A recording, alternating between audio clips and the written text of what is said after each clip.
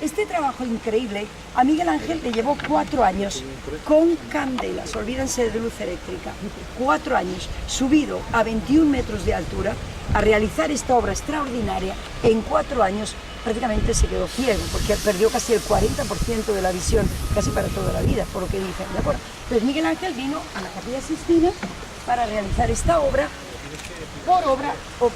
por idea del Papa Julio II. La Génesis se compone de esta manera. En el centro tenemos la historia del hombre, los primeros momentos del hombre. En las esquinas, que se llaman pechinas, tenemos historias de la salvación de Israel. Si Israel no se hubiera salvado, nuestro Señor Jesucristo no hubiera nacido. Es importante las tribus de Israel, que darán origen 40 tribus al nacimiento de nuestro Señor, que están distribuidas en estos triángulos y en estas lunetas. Es importante las sibilas y los profetas, porque el profeta Jonás, Dios lo hizo entrar en el vientre del monstruo, la ballena, pero Dios lo liberó 3 días después. Esto que nosotros estamos en este periodo, en el cual Cristo está dentro de la tierra para resucitar 3 días después. Es que profetas y sibilas eran los que veían ya el futuro de la llegada del Redentor. La sibila, ¿ustedes han estado en Roma ya? Dando una vuelta por el Capitolio, donde está el Ayuntamiento de Roma. Bueno, hay una iglesia a la izquierda que se llama Santa María del Araceli. Ara es altar y Celi es cielo. Ese lugar es donde el emperador Octavio Augusto vio a la Virgen María con el niño Jesús en brazos y avisó a la sibila, ¿qué divinidad es esa que he visto ahora? Divinidad, Señor, más no, será la única, será el Redentor de la humanidad.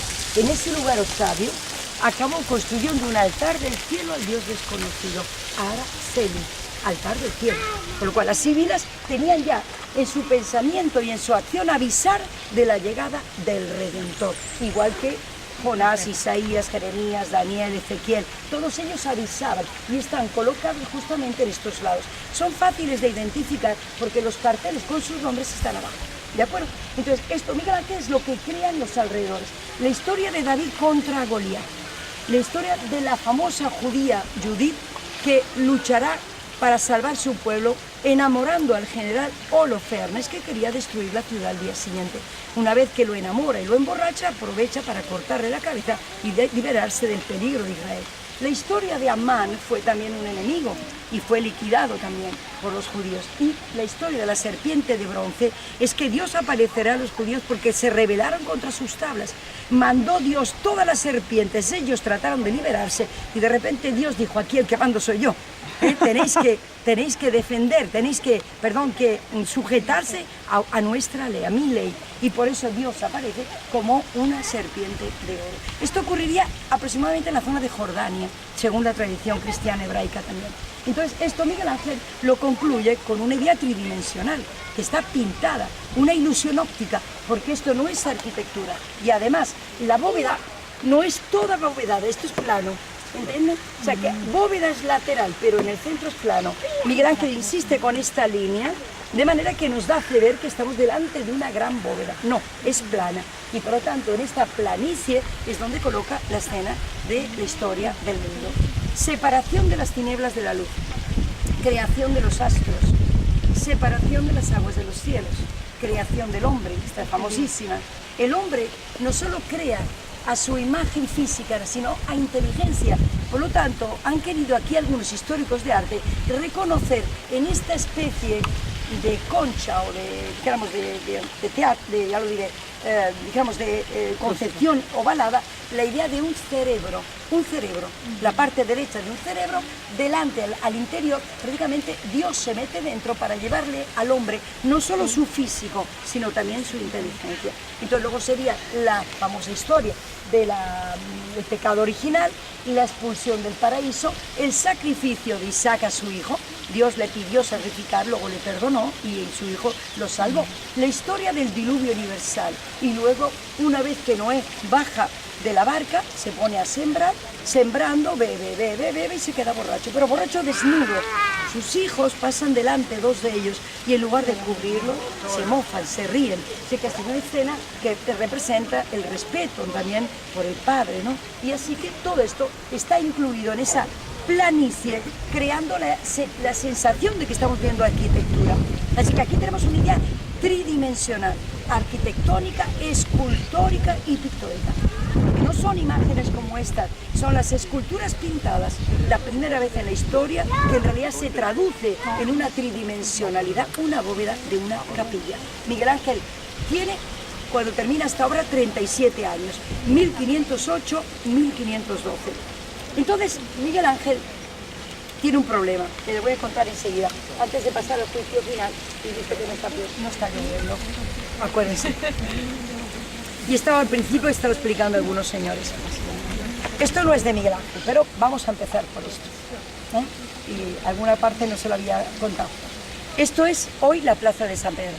Y como siempre dicen las cosas sin saberla, durante muchos siglos nos han dicho que Nerón quemó Roma, pero en realidad Roma se quema fortuitamente en el Circo Máximo. Nerón se construye inmediatamente una casa gigantesca que tenía 80 hectáreas y la gente sospechó que había quemado Roma y entonces él se tuvo que defender acusando a San Pedro y San Pablo. A San Pablo lo van a sacrificar fuera de aquí, en la Vía Laurentina, decapitado, porque era ciudadano romano, entonces no moría en la cruz, moría decapitado. Y a San Pedro aquí. A San Pedro lo entierran en este punto, que ven acá. Y llega Constantino el Grande. El emperador Constantino hace homenaje a San Pedro enterrando la necrópolis y construyendo encima esta basílica.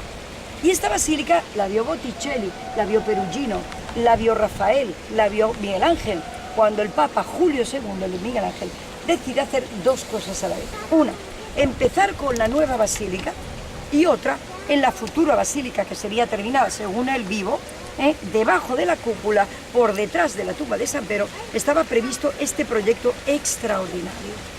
El proyecto constaba de 40 estatuas de mármol de Carrara, ¿lo ven? Que era un gran edificio a forma piramidal. Mírenlo, qué maravilla. El Papa Julio II lo vemos pequeñito delante de este proyecto. ¿Qué era la principal estatua que ustedes conocerán? El Moisés. ¿Vale? Pues Miguel Ángel viene a Roma por este proyecto, no viene a frescar la bóveda, viene por este proyecto. Y Miguel Ángel se encuentra con que el Papa no puede pagarle este proyecto. Entonces Miguel Ángel, con la rabia, se marcha a Florencia y el Papa lo busca y le dice: mira, es que no tengo dinero para empezar la basílica y pagarte a ti este proyecto, con lo cual te vas a subir a la bóveda y me vas a pintar los 12 apóstoles. Y entonces ya Miguel Ángel al final trata con el Papa y deciden que la Génesis.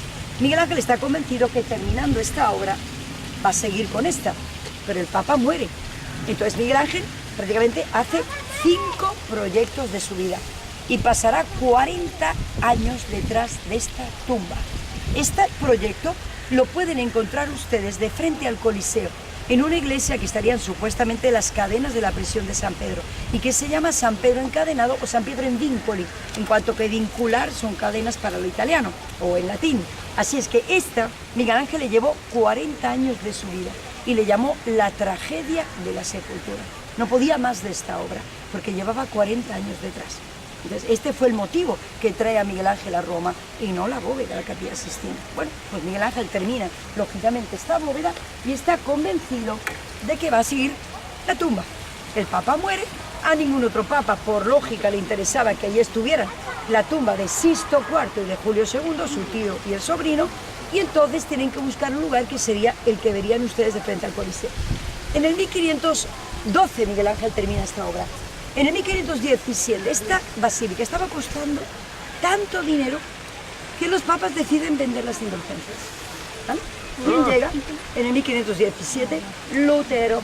Y Lutero era un padre agustino, católico, apostólico y romano, pero dejó de serlo porque era tal la corrupción que había en Roma que lógicamente rompió con la Iglesia. La famosa dieta de Worms, la separación con la Iglesia, un tremendo dolor para la Iglesia, pero de ahí empezó el odio hacia esta Iglesia de Roma, que mientras estaba naciendo en Valladolid, España, Felipe II, que era el hijo de Carlos V, Carlos I, las tropas de Carlos V se habían hecho luteranas y vienen a saquear esta ciudad en el peor saqueo de la historia. Olvídense de los bárbaros, porque se llamó el saco de Roma del 1527.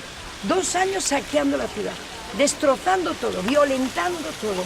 Y el Papa, que era un Medici, le pidió a Miguel Ángel que delante del altar, aunque sea eliminando los frescos del Perugino, cerrando las 2 ventanas que había, tenía que escenificar en modo dantesco y apocalíptico un juicio final. ¿Cuál era la intención? Invitar a los gobernantes europeos a que vieran lo que podía ocurrir a ellos si volvían a tocar el Papa. Y claro que hace 500 años había mucho temor de Dios. ¿Hoy tenemos temor de Dios? No tanto. Pero hace 500 años nos hubiera puesto los pelos de punta. Y esta era la intención de los papas, invitar delante del juicio final. ¿De acuerdo? Pues Miguel Ángel se inspira en la Divina Comedia de Dante Alighieri, se inspira en los textos del Apocalipsis e imagina nuestro Señor Jesucristo que va a alzar la mano para salvar y va a condenar presionando con esta. Así es que ahí se nota un movimiento que asciende y que crea un vórtex continuo de santos y mártires alrededor de Cristo, y tenemos un movimiento que cae definitivamente al río Aqueronte, el río del dolor, donde la barca de Caronte, directamente con las alas negras, los lanzará imposible de salvarse a la boca del infierno. Allí les espera el Dios de los infiernos. Noten ustedes los libros, porque unos ángeles nos estarán despertando. ¿Qué es un cementerio? ¿Qué es una necrópolis? Se habla de necrosis. ¿Qué es un cementerio? El lugar donde se duerme. Y los cristianos no se incineraban. Por eso, cuando a los cristianos había que buscarles un hueco para meterles dentro enteritos, se utilizaba la tierra volcánica. La zona oscura de las canteras, en griego se dice acatacumbas. Allí metían al cristiano, le metían con una sábana, le echaban la cal viva donde venía. De los mármoles que faltan en el foro y en el Coliseo. Porque los mármoles romanos, cuando se meten al horno a una altísima temperatura, se convierten en cal viva. Y la cal servía para desinfectar cuando había pestes también. Es que van a haber cosas desaparecidas porque la mayor parte de todo eso fue a parar a los hornos de cal, de horneros de cal. Entonces, ahí